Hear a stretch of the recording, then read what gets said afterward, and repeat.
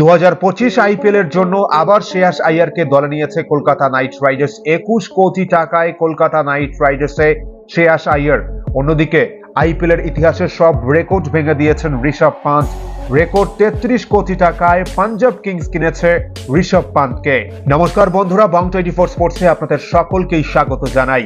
Mega নিলামের শেষ মুহূর্তের প্রস্তুতি চলছে, কিন্তু মেগা নিলামের আগে মক অকশনে, জিও সিনেমা আয়োজিত মক অকশনে 33 কোটি টাকায় দল পেয়েছে ঋষভ পান্ট। পাঞ্জাব কিংস ঋষভ পান্টকে 33 কোটি টাকায় দলে নিয়েছে, কিন্তু কোন প্লেয়ার কত কোটি টাকায় দল পেয়েছে, কোন প্লেয়ারকে কিনেছে কোন দল, বিস্তারিত আপনাদের সঙ্গে আলোচনা করব।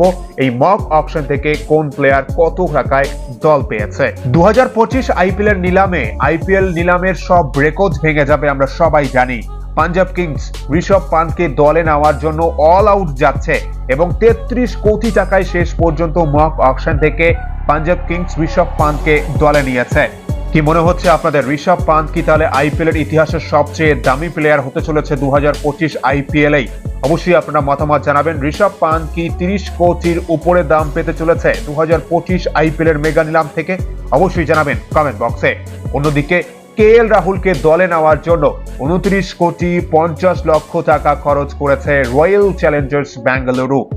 কলকাতা নাইট রাইডার্সের প্রাক্তন ক্যাপ্টেন শ্রেয়াস আইয়ারকে রিটেন করেনি কলকাতা নাইট রাইডার্সের টিম ম্যানেজমেন্ট, কেননা শ্রেয়াস আইয়ার 30 কোটি টাকা দাবি করেছিল, কিন্তু মক অকশন থেকে মাত্র 21 কোটি টাকায় দলে নিয়েছে শ্রেয়াস আইয়ারকে কলকাতা নাইট রাইডার্স। কিন্তু কলকাতা নাইট রাইডার্সের হয়ে শ্রেয়াস আইয়ারকে কি আপনারা দেখতে চাইছেন? আপনারা কি চাইছেন যে মেগা অকশনে কলকাতা নাইট রাইডার্স আবার শ্রেয়াস আইয়ারের জন্য বিড করুক? অবশ্যই আপনারা কিন্তু মতামত জানাবেন কমেন্ট বক্সে। এবার চলুন দেখি মার্কি সেটের বোলাররা কত কোটি টাকায় দল পেয়েছে। মিচেল স্টার্ককে 18 কোটি টাকায় দলে নিয়েছে মুম্বাই ইন্ডিয়ান্স। একবার ভাবুন তো, মুম্বাই ইন্ডিয়ান্সের হয়ে বোলিং করছে মিচেল স্টার্ক এবং জসপ্রীত বুমরা, বিশ্ব ক্রিকেটের দুই সেরা বোলার মুম্বাই ইন্ডিয়ান্সের হয়ে খেলছে। তাহলে মুম্বাই ইন্ডিয়ান্স কি মেগা অকশন থেকে মিচেল স্টার্ককে টার্গেট করতে পারে? মিচেল স্টার্ক এবং তার সাথে জসপ্রীত বুমরাকে একসঙ্গে কি আপনারা দেখতে চাইছেন মুম্বাই ইন্ডিয়ান্সের হয়ে? অবশ্যই কিন্তু মতামত জানাবেন কমেন্ট বক্সে।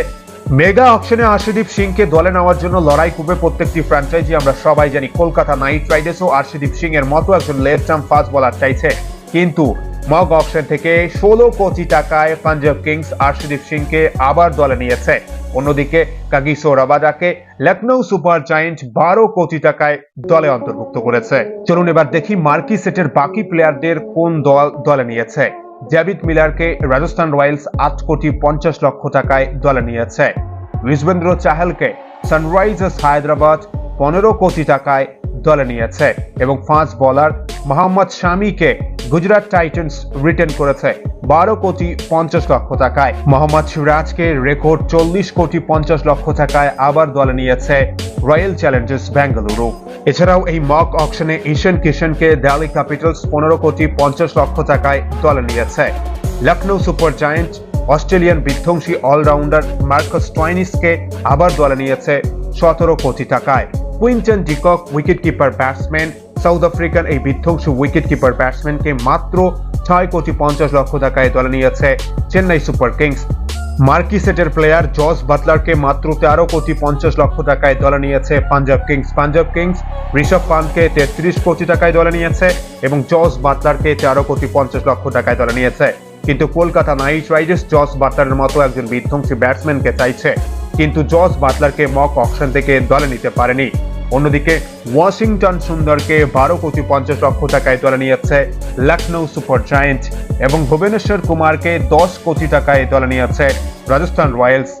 এবং কলকাতা নাইট রাইডার্সের চ্যাম্পিয়ন ওপেনার ফিলিপ সলকে মক অকশন থেকে 10 কোটি 50 লক্ষ টাকায় দলে নিয়েছে কলকাতা নাইট রাইডার্স। কি মনে হচ্ছে আপনাদের, কলকাতা নাইট রাইডার্সের যারা সমর্থক রয়েছেন, ফিলিপ সল্ট নাকি জস বাটলার, কোন উইকেট কিপার বিধ্বংসী ব্যাটসম্যানকে আপনারা দেখতে চাইছেন কলকাতা নাইট রাইডার্সে? কিন্তু মক অকশন থেকে ফিলিপ সল্টকে কলকাতা নাইট রাইডার্স 10 কোটি 50 লক্ষ টাকায় দলে নিয়েছে। আপনারা কাকে দেখতে চাইছেন অবশ্যই জানাবেন কিন্তু কমেন্ট বক্সে। এবং ট্রেন্ট বোল্ট 14 কোটি 50 লক্ষ টাকায় ট্রেন্ট বোল্টকে দলে নিয়েছে কিন্তু গুজরাট টাইটান্স। কলকাতা নাইট রাইডার্সের টার্গেট লিস্টে কিন্তু রয়েছে ট্রেন্ট বোল্টের নাম। অবশ্যই কলকাতা নাইট রাইডার্স ট্রেন্ট বোল্টের জন্য বিড করবে, কিন্তু মক অকশন থেকে গুজরাট টাইটান্স 14 কোটি 50 লক্ষ টাকায় ট্রেন্ট বোল্টকে দলে নিয়েছে। এছাড়াও টিম ডেভিডকে দিল্লি ক্যাপিটালস 9 কোটি টাকায় দলে নিয়েছে এবং জ্যাক ফ্রেসার ম্যাকগ্রাথকে 11 কোটি টাকায় দলে অন্তর্ভুক্ত করেছে 2025 আইপিএল এর জন্য।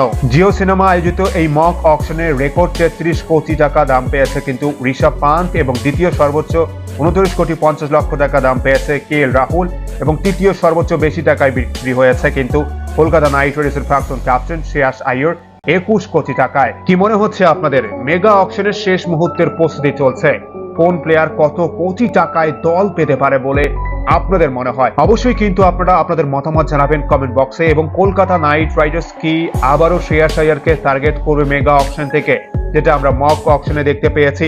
অবশ্যই আপনারা জানাবেন মতামত। কলকাতা নাইট রাইডার্সের কোন প্লেয়ারদের টার্গেট করা উচিত মেগা নিলামে? অবশ্যই আপনারা মতামত জানান কমেন্ট বক্সে। ও ভিডিওটি ভালো লাগলে অবশ্যই লাইক, কমেন্ট ও সাবস্ক্রাইব করে খেলাধুলোর সমস্ত আপডেট পাওয়ার জন্য, কলকাতা নাইট রাইডার্সের সমস্ত আপডেট পাওয়ার জন্য চ্যানেলটি অবশ্যই সাবস্ক্রাইব করে রাখুন। অসংখ্য ধন্যবাদ সকলকেই।